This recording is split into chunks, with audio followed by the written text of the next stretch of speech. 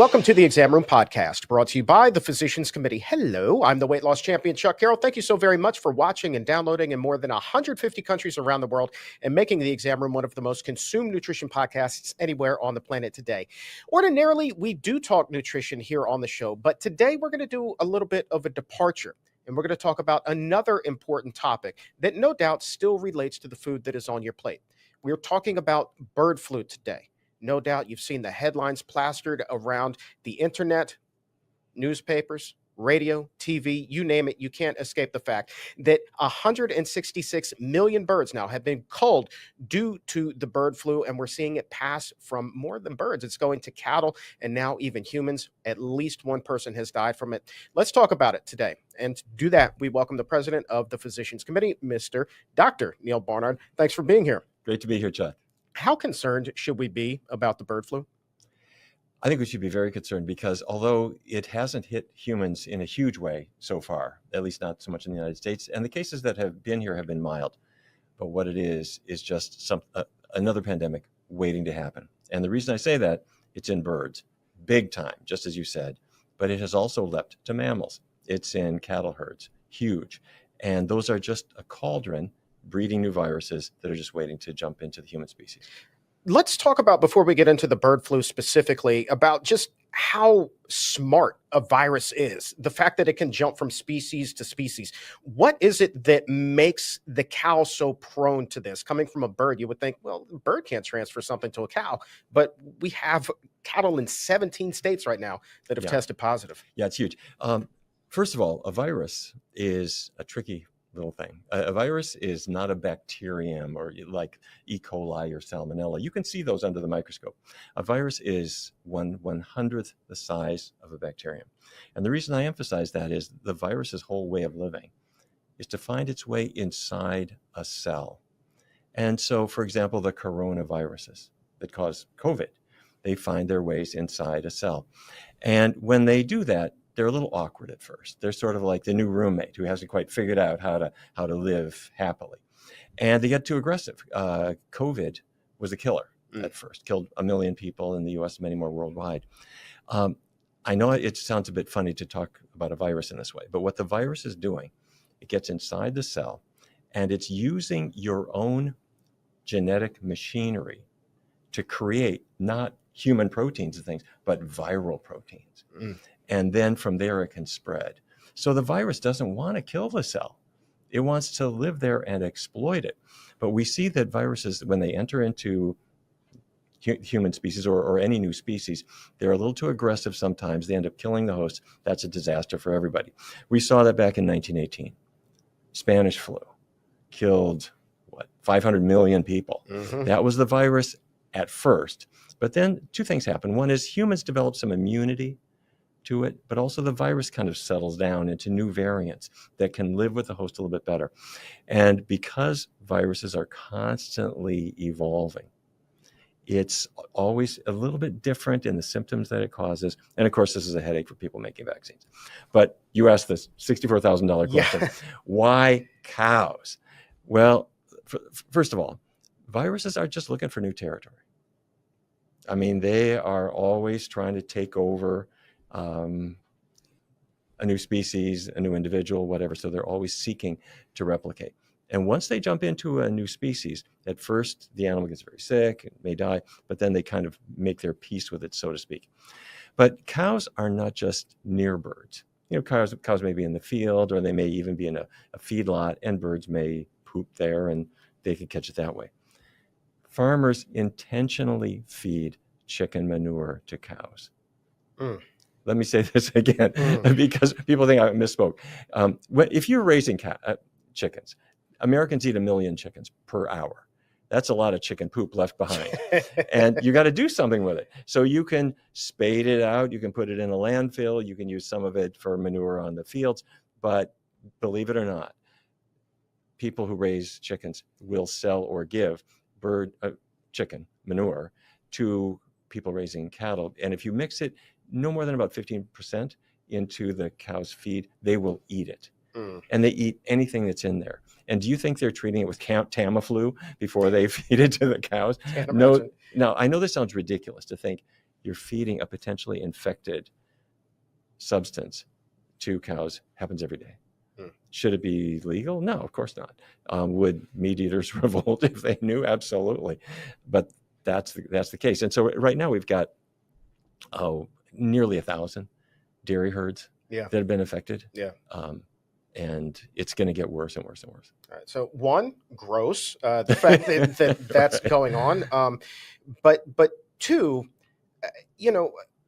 I guess, how can something so small, you said that a virus is 1/100th the size of a bacterium. Is it even possible to quantify that size with the naked eye? I don't think so. No, you can't see it with the naked eye. People had no idea. You could see a bacterium with a good microscope, no problem. You can't see a virus. It wasn't until 1931 that we had electron microscopy. And then people could see what viruses look like. And that's a little bit instructive. You're walking through the woods and you get a cockleburr stuck on your sock.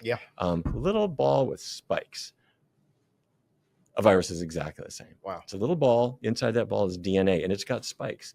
And the spike can attach to your lung if you inhaled it, to your nose if you inhaled it, to your lip if it's a herpes virus. And that's what they're doing. And so the names like H5N1 describe those spikes because you can see them and you can differentiate one from another. And the viruses are always perfecting their spikes and making them a little bit better to attach and to sneak into the cell. And once in the cell, they may discard their outer coat, and they're living as DNA, hooking up to your DNA to exploit it.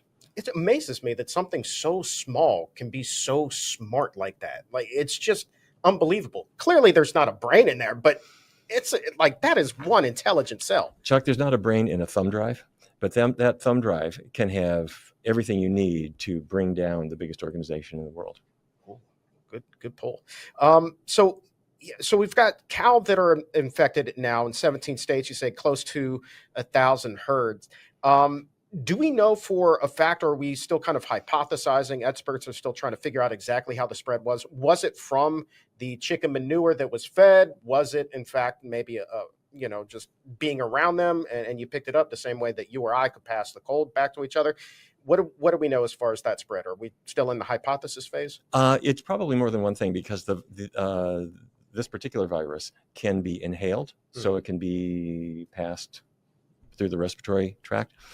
But it can also pass through saliva or secretions. And not every virus is that way. Different viruses have different ways of entering your body. This one seems to go through both. And so farms are not particularly hygienic.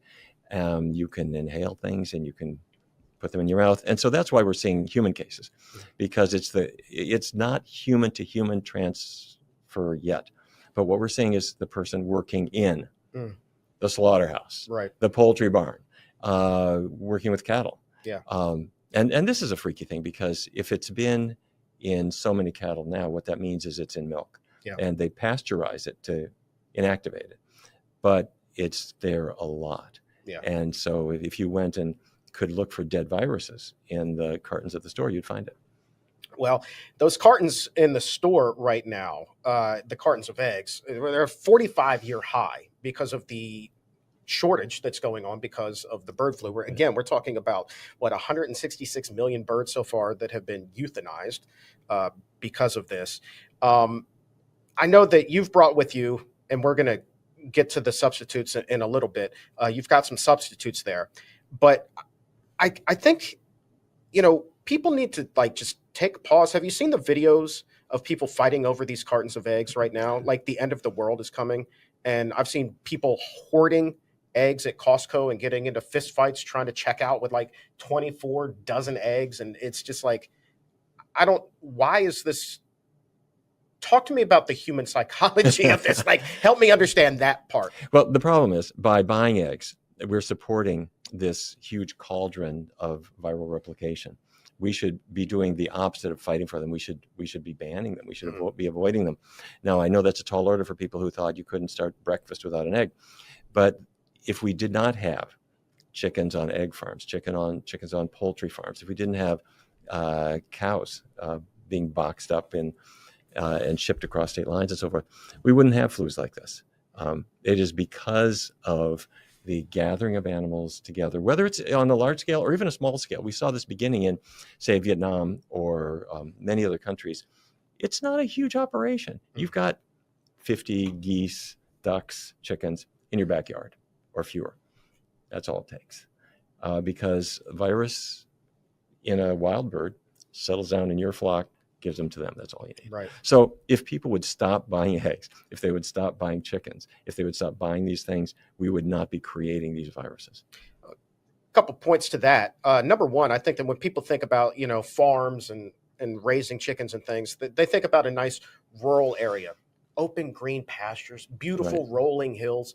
But this is happening in major cities right now. New York City has wild bird markets that were shut down because 7 of them tested positive. They found birds that were infected in 7 of these markets. Right. And so the city came in and by the order of the governor, shut these markets down. And with good reason. Right. And it should have happened a long time ago. There was discussion about this during COVID. Didn't happen. It's happening now, and it's a good thing, because what happens? The distributor brings the birds in. They're stacked up. People are working with them. They're passing them off at retail. People take the chicken or whatever the other bird is, bring it home to their family. The chicken's saliva, secretions, feathers, all of that can have the viruses on them. They're not going to live very long outside the body, but they live long enough to contaminate you, to get on your fingers as you're leaving the market, to get on your steering wheel, to get on the baby's pacifier, or whatever it is. And that's how these things spread. Not to fearmonger, but I would imagine that a child who doesn't have that fully developed immune system quite yet might be a little bit more vulnerable than the average adult. Strictly hypothesizing here. It's true. Yes, their immune system is not fully engaged.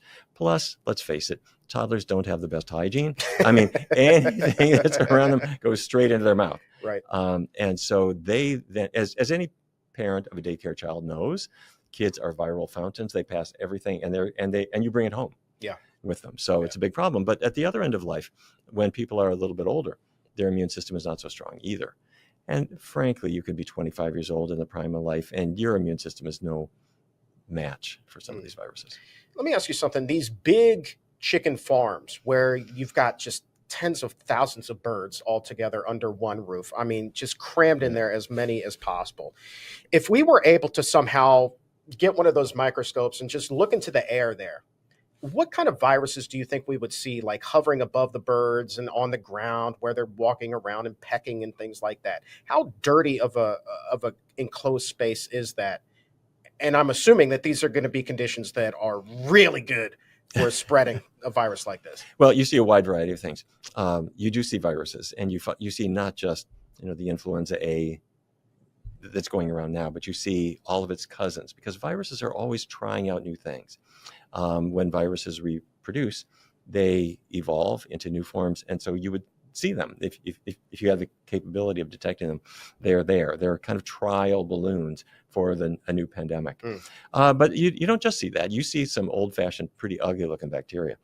How many people realize that the E. coli that are living in colon, intestinal tract of the bird, and are in the chicken poop, that is the #1 source of urinary tract infection bacteria, because people bring the chickens home and the bacteria get on their counter, and then you eat them and they colonize you. So you do see viruses, but you see bacteria, fungi, all kinds of things. Some of these bacteria are harmless. Bacteria are part of our life, but the disease-causing ones are there as well. All right, so here's where we stand as of the beginning of March. We have 70 cases confirmed in the U.S. among humans, 1 death, unfortunately. But the numbers do seem to be picking up steam.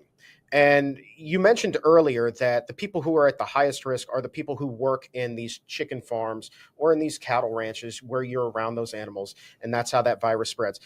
How much longer do you think it's going to be before we start to see spread out in the community from human to human, passing this along? There's no way of telling. It's conceivable that it won't happen.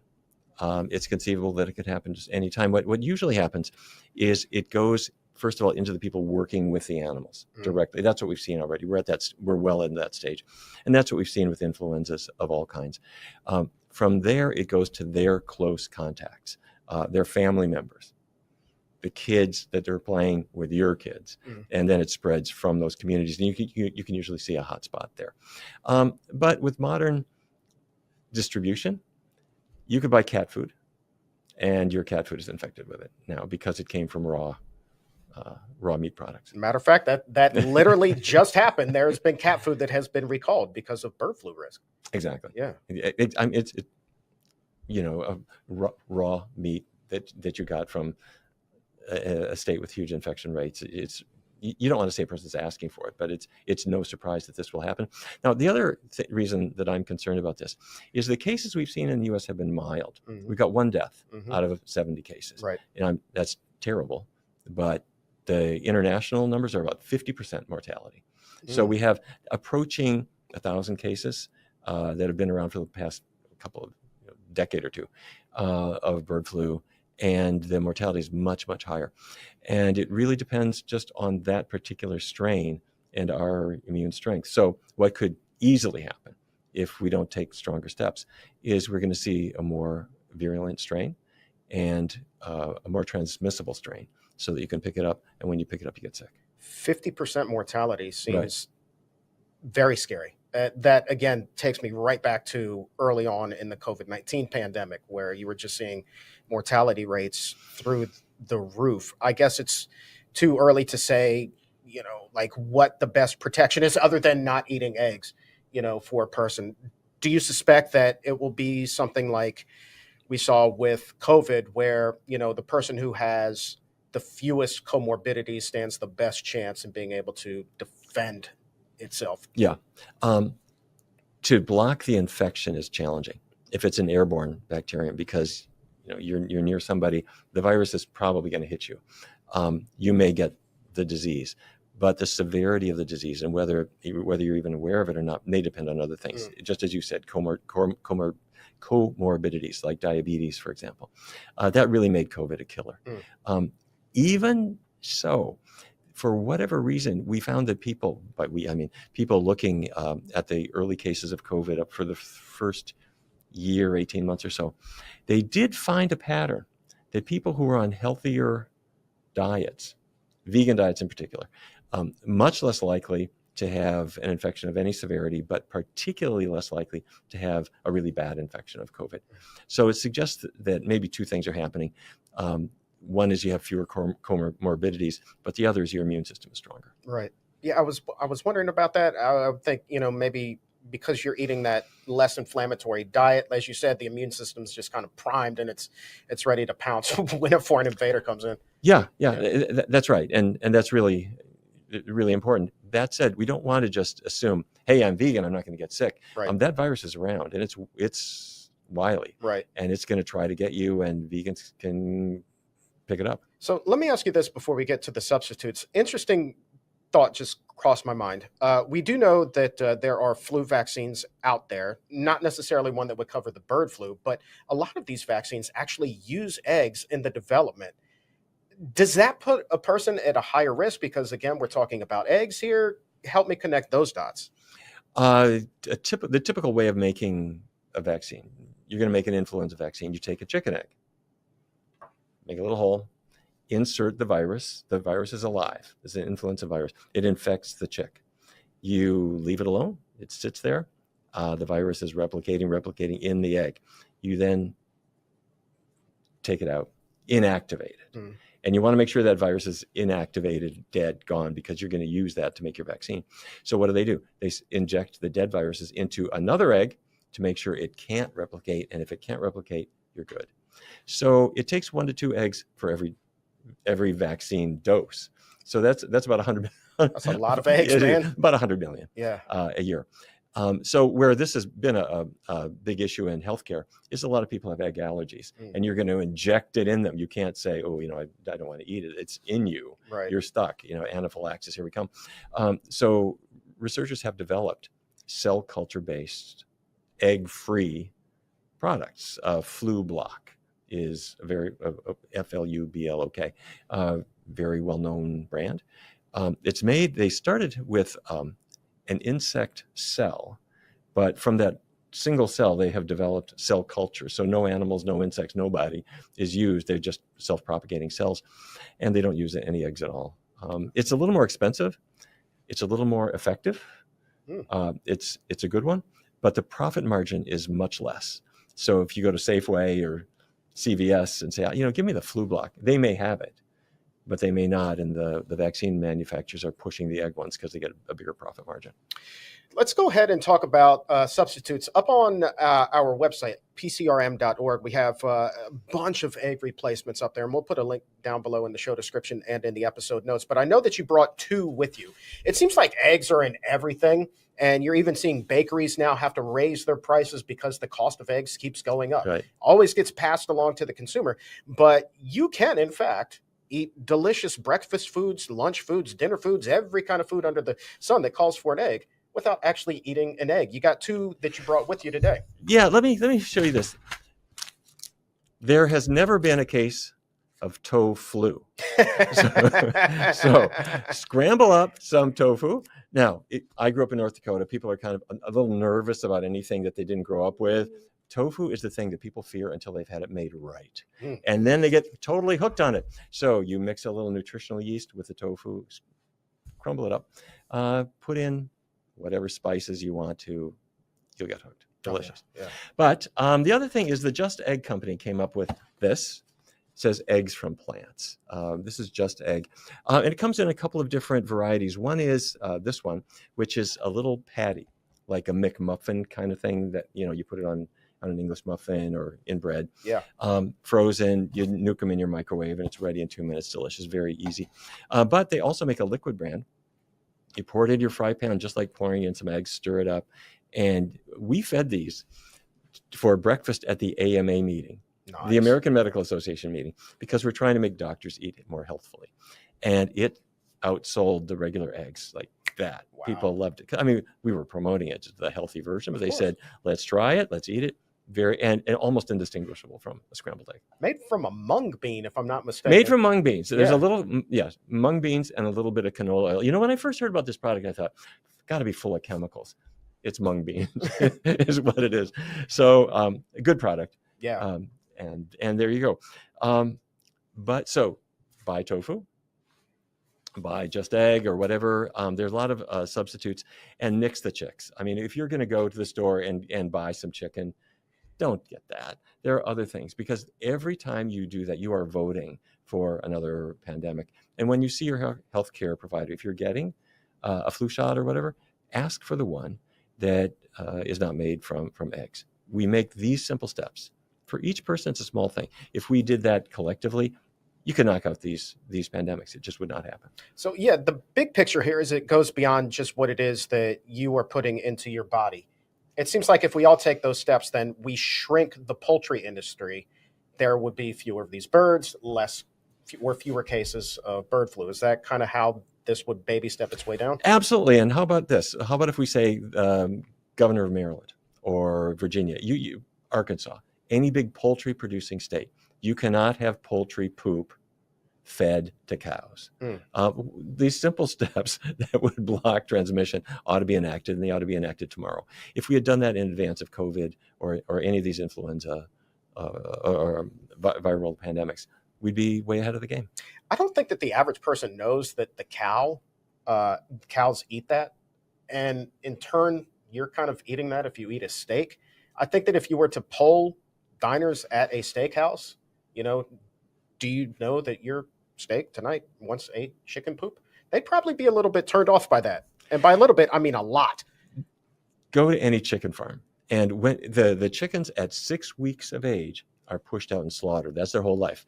And they leave behind feathers, poop, all this stuff, and it builds up. Every 6 weeks, they got more, a deeper and deeper layer. They got to do something with that. Yeah. And the Environmental Protection Agency will say, you've got this huge mess you want to dump in the river and the stream, you can't do it. Feeding it to cows is one way to get rid of it. Yeah. It's unbelievable. A couple more egg replacements just to pass along. These are great also from the blog. Chia seeds, flax seeds go great with baking. You could also use a banana, believe it or not, in some baked goods. Applesauce, tofu, we already covered. cornstarch, corn flour, wheat flour, arrowroot powder. Not exactly familiar with that, but apparently you can use that. I mean, you can get all kinds of creative. We have so many great people on staff that know how to do these things. Yeah. True wizards in the kitchen. I'm not one of them. So I'm glad that this knowledge is getting passed down. But Chuck, these things are easy. When people are baking, you take an egg and, put it in the recipe. You take an egg-sized piece of tofu, works fine. Yeah. And so you can make a custard. You take the silken tofu, blend it up in your blender. By the way, we did these. We have done these online where we bring in our chefs to show how to make a parfait. With the silken tofu. You make a custard, no egg, works great. By the way, one thing that people worry about is the egg has protein. If I don't have that, where am I going to get my protein? Fact to know and tell. There is more protein in a medium potato than there is in a medium egg. Wow. So eggs have protein, but a lot of things have protein, and the egg is not a standout. Potato would not have the cholesterol that the egg has either. You got it. Yeah. You got it. That I had no idea that a potato had protein like that. More than an egg. And a large potato has more protein than a large egg. Get out of town. Yep. All right. Here's the thing. So not only do we have the substitutes up on the blog, but we also have eggless recipes. So tofu breakfast scramble you were just talking about. We've got a great recipe for that. Vegan French toast, kale mini quiches, which, by the way, I will say our director today, who shall remain nameless, made a vegan quiche over the weekend and failed to invite you and I. Just saying, not throwing anybody under the bus, but it would be nice next time. Also, raspberry fudgy brownies. I mean, all kinds. And chocolate lovers, banana bread, right? I mean, come on. You don't need eggs to make bread. And banana bread is just delicious, isn't it? And once people see their cholesterol levels going down and down and down, it tastes better and better. There it is. Final thoughts here. Anything that you want to share? Any kind of change makes people feel a little bit disrupted. And they're a little bit nervous and skeptical. But once they make these changes, they discover they wish they had done it a long time ago. And these are simple changes that are going to make our lives easier and maybe save the lives of our loved ones too. Dr. Neal Barnard, appreciate you being here. Also want to thank our friends over at the Gregory J. Ryder Memorial Fund for their continued support of the show. They support organizations just like ours that promote health in both humans and animals around the world, really helping to raise health IQs globally and just have such a tremendous impact on all of our lives, which is exactly what we're trying to do here on the show. So thank you, Allison, and the group over at the Gregory J. Ryder Memorial Fund. And you can visit them online at gregoryryderfund.org. We put a link to that in the show description and in the episode notes as well. Great people there. Great people. Greg had such a wonderful heart for animals. Allison has carried that forward so beautifully. So thank you, Allison. And I will see you in Miami in just a few days for the big Bon Voyage Bash, my friend. I cannot wait. We're going to have a blast. Man, our good friend, Dr. Will Bolsowitz, is making a house call with us that day. It's South Florida. It's still chilly here in the Washington area, so I'm looking forward to a little bit of warm Florida sunshine, my friend. Bring your microbiome. If Will's there, man, I got no choice. Thank you so much, Dr. Barnard.